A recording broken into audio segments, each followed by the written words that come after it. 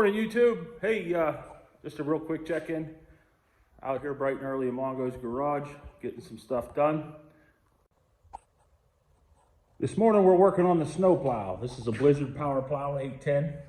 I've had this plow for quite a while. I used to plow commercially with one of my buddies. Believe it or not, it's Chad. We used to plow up at South Point. I got the whole pusher off of it there. Got some things I have to do. There's a bushing missing. See that bushing there? It's gone off of this side, so I'll have to get one of those. The tilt cylinder pins were bent really bad, so I had to take that all apart.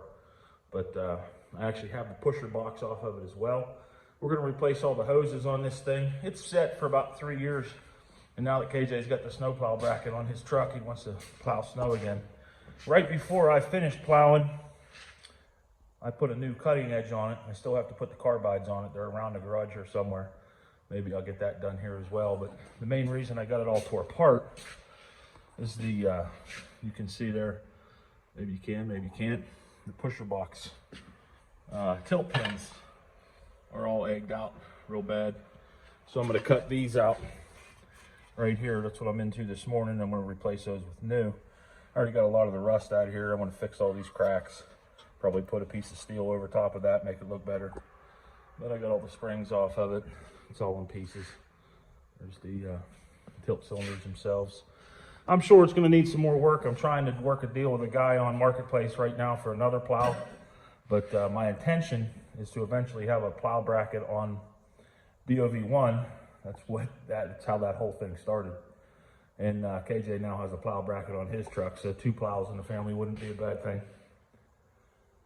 So this is trying to ensure that it's not going to snow this year.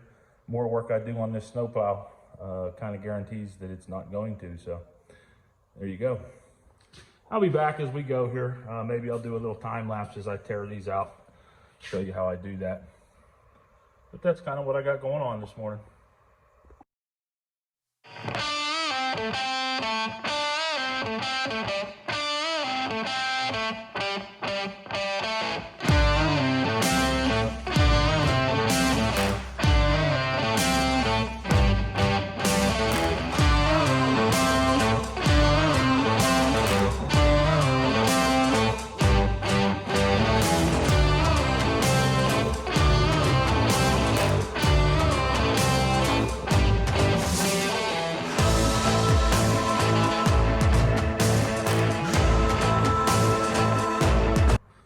Well, here's what happened during that time lapse. The beaver got in here and chewed them out of there.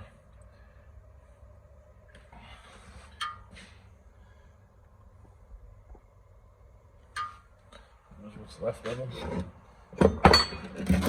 I use those to make the templates for the new ones. Still pretty hot. All right, grind that mess up, make up the new ones, get them welded in there. All right, so these are the junk parts that we took out. These are the 2 brackets. As you can see there, that should be a, I believe it's a 7/8 hole. Well, obviously it's no longer a 7/8 hole. That's what the beaver chewed out. Had to cut all the pins off because they were bent. But this is what we ended up with on the long side. New brackets are welded in, cut to fit. My dad used to always tell me, he said, "Son, why do you use so much welding rod?" And I always tell him, it's because I don't want that stuff to come back out of there. We used the antique, the old Lincoln tombstone on the big welding. Burnt that 7018 right on in there. That's my $200 welder. I really like that thing. And then just to fix these cracks up, I buzzed those in real quick with the MIG gun. No affiliation or no sponsorship, but for some reason I do have a lot of Lincoln welders around here. So that's the pusher bar.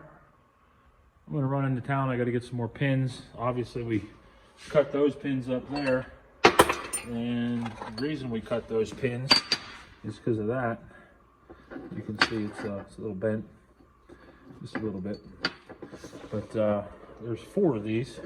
They actually flip down in here See that bent pin won't even go in there anymore. So I'm gonna run and get some new ones. This pin here, as you can see, line it up, goes right in there. So a little crooked, but you know, blind man on a horse going 60 mile an hour will never see it. Had to use every drill in the shop, I think, plus a quarter drill to get those holes in there, but we got them in there. So yep, gonna run into town, get some new pins. I'm gonna take that with me. Gonna stop the car wash and get it cleaned up, so that way some paint will stick to it. I've already gone ahead and wire wheeled the whole thing, so as long as I don't drop it off the bench. You can see there I got some really good penetration on the backside. Those brackets are definitely not falling out of there. Don't look at that hole. Not allowed to look at that hole. So yeah, pretty happy with it. Again, it's a snowplow. Headed to town.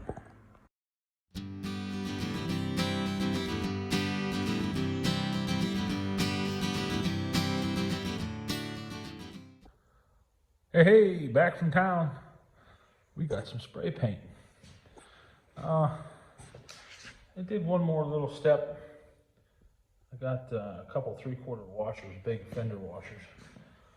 That's what size those pins are, 3/4, just to try and center that top pin up. I know they're not going to stay there very long because those washers are soft, but it's something, right? A little bit more material in there. Got it cleaned up. First coat of paint's on. Shouldn't really take much more than that, I don't think. So next is, while that's drying, I'm gonna fix these holes over here. Like I said, I had to burn them pins off. That's where those backside were. So I'm gonna fix those and put the washers on those as well. One on the top, one on the bottom. That's the new pin there.